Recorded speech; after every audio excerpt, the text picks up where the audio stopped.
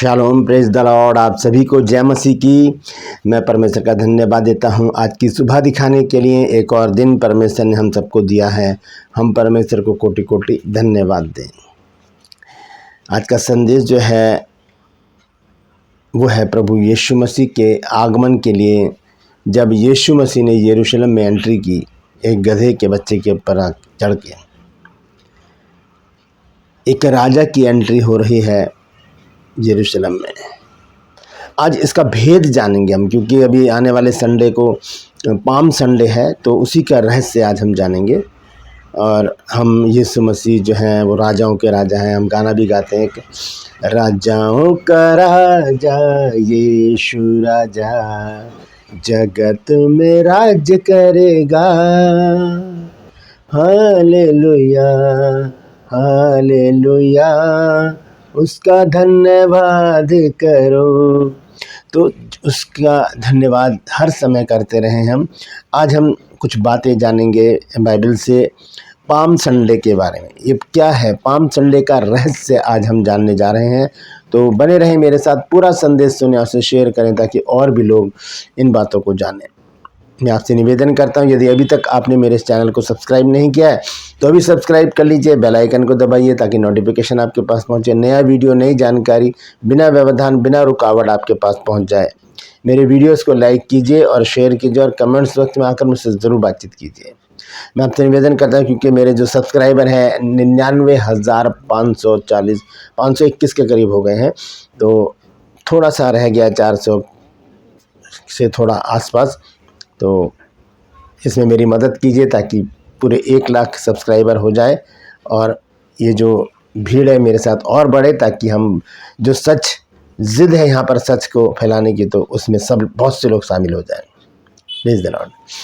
Troopers में आज का सवाल है कि आज आपको बताना है कि यीशु मसीह ने कलवरी क्रूस से 5वीं वाणी कौन सी बोली थी।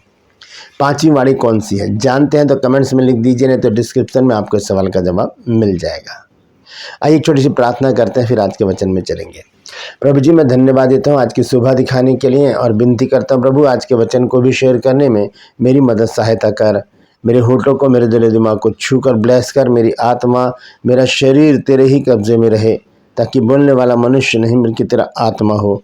जो भी गुड़ भेद की बातें इस वचन में छिपी हैं प्रभु, वो हम पे प्रकट करना, ताकि हम उन बातों को जानें और उन्हीं के अनुसार अपने जीवन को व्यतीत करने वाले बन जाएं। जितने भी लोग इस वचन को देख रहे हैं, सुन रहे हैं, उन सब पर मैं तेरी आशीष बोलता हूँ। हर एक को आशीषित कर, हर एक की रोग, बीमारी, चिंता, परेशानियों को अपने सामर्थ्य नाम के द्वारा दूर कर दे। यीशु नासरी के नाम से मांगते हैं, आमीन। Praise the Lord. तो आइए आज के इस अद्भुत संदेश को हम शुरू करेंगे। संदेश है पाम संडे का रहस्य। पाम संडे का रहस्य क्या है? तो यीशु मसीह का नम्र राजा के रूप में आगमन। यीशु मसीह एक नम्र राजा, ये क्यों, कैसे दर्शाया जाता है, इसको हम कैसे समझेंगे कि यीशु मसीह एक नम्र राजा है, कठोर नहीं है। क्योंकि चलिए पहले हम वचन पढ़ेंगे, उसके बाद हम देखेंगे इसको। ये एक भविष्यवाणी है जो पूरी हुई है। ये भविष्यवाणी है जकरिया नबी के पुस्तक 9 अध्याय उसके 9 पद में, और उसको पूर्ति की गई है मत्ती 21 के 5 पद में। तो दोनों वचनों को एक साथ में पढ़ूंगा। पहले है जकरिया 9 की 9। लिखा है, हे सिय्योन बहुत ही मगन हो, हे यरूशलेम जय जयकार कर, क्योंकि तेरा राजा तेरे पास आएगा। वह धर्मी और उद्धार पाया हुआ है, वह दीन है और गधे पर वरन गधी के बच्चे पर चढ़ा हुआ आएगा। ये भविष्यवाणी हुई जकरिया नबी की पुस्तक में। फिर उसके बाद इसको हम देखते हैं मत्ती रचित सुसमाचार 21 अध्याय के 5 पद में। देखिए यहाँ पर क्या लिखा है कि सिय्योन की बेटी से कहो, देख तेरा राजा तेरे पास आता है, वह नम्र है और गधे पर बैठा है वरन लादू के बच्चे पर। यीशु मसीह गधे पर चढ़ के आ रहे हैं। एक राजा जो होता है वो हमेशा घोड़े पर चलता है। एक संसारिक राजा को अगर हम देखें, जो पावरफुल होता है, जो राज्यों को, देशों को जीत लेता है, वो राजा पावरफुल होता है, उसके अंदर बहुत ताकत होती है। लेकिन ये राजा जो है, ये गधे के बच्चे के ऊपर क्यों चढ़ के आता है? ये भी तो राजा है, ये भी तो ये यहूदियों का राजा कहा जाता है यीशु मसीह को। हम भी तो कहते हैं राजाओं का राजा यीशु मसीह है। तो फिर ये गधे पे क्यों आते, क्या इसका क्या रहस्य है इस बात का? तो इसके लिए मैं आपको बताना चाहता हूँ कि यीशु घोड़े पर नहीं परंतु गधे के बच्चे पर सवार होकर आए, ये दर्शाता है कि वो शांति के राजा हैं, युद्ध के या लड़ाई झगड़े के राजा नहीं है। वो सांसारिक ताकत को दिखाना नहीं चाहते कि मैं बहुत पावरफुल हूँ। अगर ऐसे होते तो शैतान को तो कब का लताड़ देते। जब शैतान ने उनकी परीक्षा ली थी जंगल में, तो वहाँ पर तो उसको लताड़ देते वो, लेकिन ऐसा नहीं हुआ। यीशु मसीह ने सारी बातों का जवाब उसको बाइबल से दिया और आखिर में कहा है शैतान मुझसे दूर हो जा। तो ये लताड़ना नहीं, वहाँ पर मैं ये चाहता हूँ कि वहाँ पर उसके साथ उसको बता देते अपनी पावर यीशु मसीह। लेकिन यीशु मसीह जो है वो एक नम्र राजा के रूप में एंट्री करते हैं यरूशलेम में। नम्र राजा, गधे पर बैठने का मतलब ही है नम्र और दीन व्यक्ति। तो ये वहाँ पर लिखा भी है वह नम्र है और गधे पर बैठा वरन लादू के बच्चे पर बैठा, वो नम्र है। और यही बात जकरिया में लिखी है, वो दीन है। दीन और नम्र दोनों एक ही चीज़ होती हैं।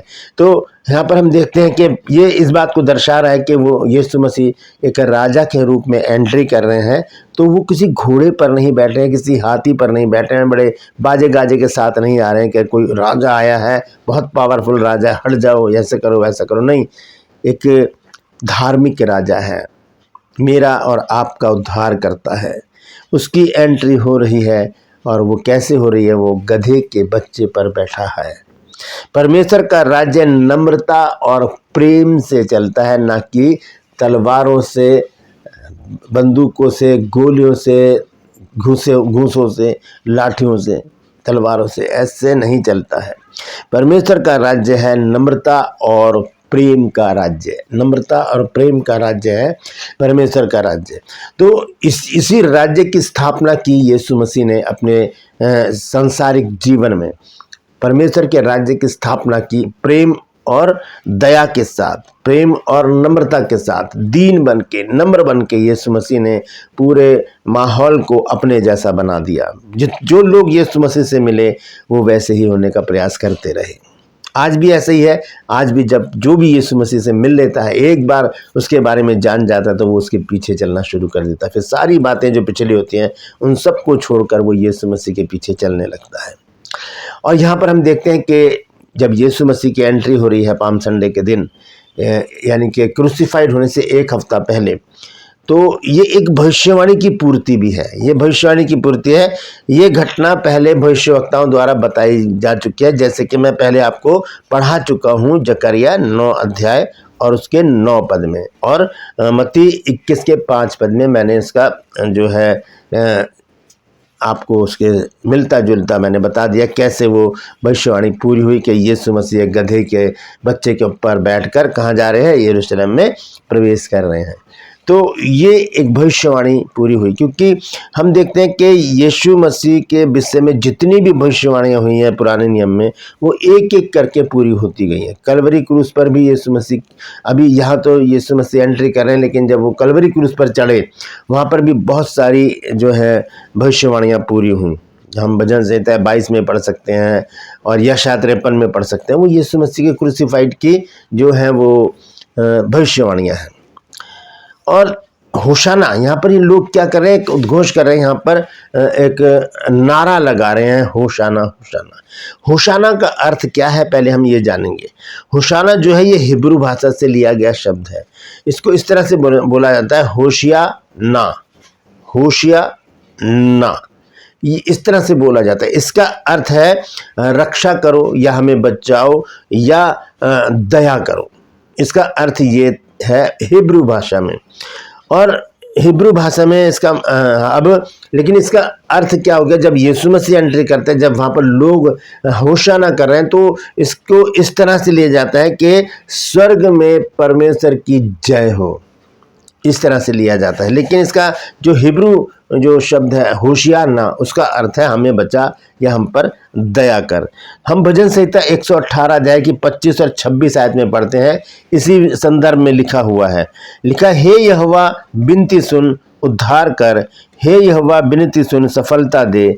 धन्य है वह जो यहोवा के नाम से आता है। हमने तुमको यहोवा के घर से आशीर्वाद दिया है। धन्य है वो जो यहोवा के नाम से आता है। अब देखिए ये भविष्यवाणी भी पूरी हुई। हम देखेंगे मत्ती रचित सुसमाचार 21 अध्याय के 9 पद में लिखा, और जो भीड़ आगे आगे जाती और पीछे पीछे चलती थी, पुकार पुकार कर कहती थी कि दाऊद की संतान को होशाना, धन्य है वे जो प्रभु के नाम से आता है, आकाश में होशाना। जिसका अर्थ है मनुष्य को सच्चे उद्धारकर्ता की जरूरत थी। लोग चिल्ला चिल्ला कर कह रहे थे होशाना होशाना, यानी कि दोनों शब्दों को हम देख सकते हैं।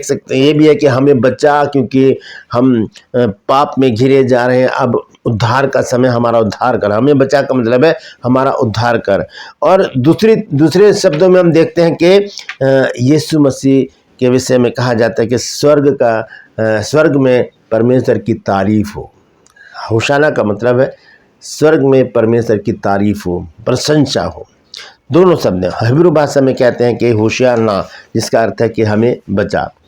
और ये एक बाहरी स्वागत था। जो लोग यीशु मसीह के लिए कह रहे थे होशाना और कपड़े बिछा रहे थे और खजूर की डालियां बिछा रहे थे, वो लोग कौन थे? वो लोग कौन थे?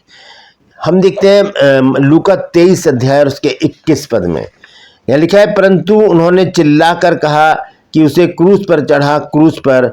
वही भीड़ जिसने स्वागत किया कुछ दिनों बाद क्रूस पर चढ़ाओ भी बोली। केवल बाहरी भक्ति नहीं, सच्चे दिल का समर्पण जरूरी है। जो भीड़ कह रही थी होशाना होशाना, वही भीड़ बाद में कह रही है क्रूस पर चढ़ाओ, क्रूस पर चढ़ाओ। तो ये बाहरी दिखावा परमेश्वर नहीं चाहता। इन्होंने पहले बाहरी दिखावा किया और बाद में उनके रंग बदल गए। उन्होंने यीशु मसीह को क्रूस पर चढ़ाकर ही छोड़ा। तो परमेश्वर कभी भी बाहरी दिखावा नहीं चाहता। हमें अंदरूनी प्रेम दिखाने की जरूरत है कि हम कितना प्रेम परमेश्वर से करते हैं, अंदर से, हृदय से। मुंह से तो कोई भी बोलेगा, है ना, मुंह से तो कोई भी कह देगा कि मैं तुमसे प्यार करता हूँ, लेकिन बात तो अंदर की होती है ना, बात हृदय की होती है। हृदय में कितना प्यार है ये दर्शाना बहुत ज़रूरी होता है। तो ये एक राजा की एंट्री होती है यरूशलेम में गधी के बच्चे के पर बैठकर। तो ये जो राजा का जो रास्ता है, ये किसी सिंहासन पर नहीं जाता या किसी राजमहल में नहीं जाता। ये जो राजा यहाँ से चल रहा है गधी के बच्चे पर बैठकर, ये किसी बड़े महल की तरफ नहीं जा रहा कि सोने का महल बनाओ। बहुत से लोगों ने हाथी दांत के महल बनाए, बाइबल में लिखा है, तो वहाँ नहीं जा रहा है। ये जो रास्ता है ये यीशु मसीह को कहाँ लेकर जा रहा है? मृत्यु की ओर, क्रूस की मृत्यु की ओर, वहां लेकर जा रहा है। ये राजा ऐसा राजा है जो घोड़े पर नहीं बैठा, ये गधी पर बैठा। ये राजा ऐसा राजा है कि जो लोग उसकी जय जयकार कर रहे थे, उन्हीं लोगों ने उसको क्रूस पर चढ़वा दिया। ये राजा ऐसा राजा है कि वो किसी राजमहल में नहीं गया, वो किसी बड़े जगह पर नहीं गया, किसी सजे सजाए जगह पर नहीं गया। वो राजा क्रूस पर चढ़ गया। उसका मार्ग कहाँ से शुरू हुआ, कहाँ चला गया? यहाँ पर मार्ग जो है यरूशलेम में एंट्री करते हैं यीशु मसीह और अंत में जाकर वो क्रूस पर चढ़ा दिए जाते हैं। यह है पाम संडे का रहस्य। एक वचन हम देखेंगे यूहन्ना रचित सुसमाचार 12 अध्याय 12, 13, 14, 15 4 पद हैं, इसमें मैं पढ़कर बताऊंगा आपको। यह लिखा है, दूसरे दिन बहुत से लोगों ने जो पर्व में आए थे यह सुनकर कि यीशु यरूशलेम में आता है, खजूर की डालियां ली और उससे भेंट करने को निकले और पुकारने लगे, होशाना, धन्य इज़राइल का राजा जो प्रभु के नाम से आता है। जब यीशु को एक गधे का बच्चा मिला तो उस पर बैठा, और जैसा लिखा है कि हे सिय्योन की बेटी मत डर, देख तेरा राजा गधे के बच्चे पर चढ़ा हुआ चला आता है। ये भविष्यवाणी पूरी हुई। और यहाँ पर हम देखते हैं यीशु मसीह जब जा रहे हैं तो लोगों ने अपने कपड़े उतार उतार के फैला दिए, खजूर की डालियाँ रख दी और चिल्ला रहे हैं जोर से, होशाना होशाना होशाना, यानी कि स्वर्ग में। इसका अर्थ है कि स्वर्ग में परमेश्वर की जय हो। वही लोग जो आज कह रहे थे कि स्वर्ग में परमेश्वर की जय हो, या ये कह रहे थे कि हमें बचा, तो वही लोग कहते हैं कि इसे क्रूस पर चढ़ा, इसे क्रूस पर चढ़ा। मैं आपको बताना चाहता हूँ कि यीशु का यह प्रवेश उसके बलिदान की शुरुआत था। यीशु मसीह का यरूशलेम में एंट्री, जब यीशु मसीह गधे पर बैठे हैं, एंट्री कर रहे हैं, तो ये जो है प्रवेश, ये बलिदान की शुरुआत है। यहाँ से शुरुआत हो जाता है बलिदान। विजय का मार्ग अक्सर बलिदान से होकर जाता है। विजय का मार्ग, क्योंकि जो प्रेम है या मित्रता है, ये हमेशा कुर्बानी को मांगते हैं। यीशु मसीह ने वो कुर्बानी मेरे और आपके लिए दी।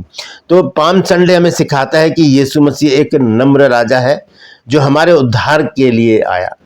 एक नम्र राजा है, कोई कर्कश या कठोर राजा नहीं, कठोर निर्णय लेने वाला राजा नहीं। वो नम्र राजा है। वो आज भी मेरे और आपके लिए प्रार्थना करता है परमेश्वर से।